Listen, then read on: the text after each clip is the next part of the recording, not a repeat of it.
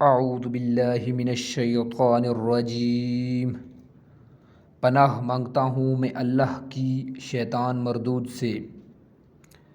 بسم اللہ الرحمن الرحیم۔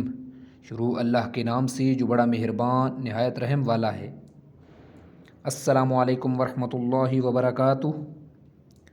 رسول مقبول صلی اللہ علیہ وآلہ وسلم نے ارشاد فرمایا، جو شخص صبح ہوتے ہوئے اور شام ہوتے ہوئے یہ دعا 7 مرتبہ پڑھ لے گا تو اللہ تعالیٰ اس کے تمام کاموں کا کفیل ہو جائے گا اور تمام فکروں سے نجات ہو جائے گی، یعنی اس کی تمام حاجات پوری اور مشکلات آسان ہو جائیں گی۔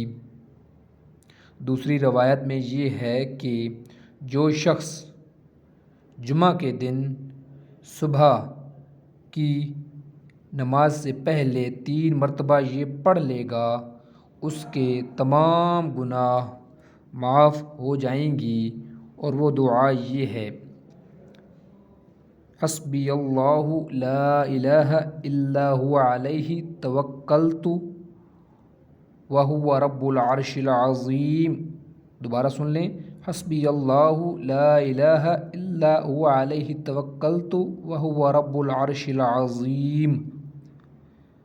مجھے اللہ ہی کافی ہے، اس کے سوا کوئی معبود نہیں، میں نے اس پر بھروسہ کیا، وہی عرش عظیم کا مالک ہے۔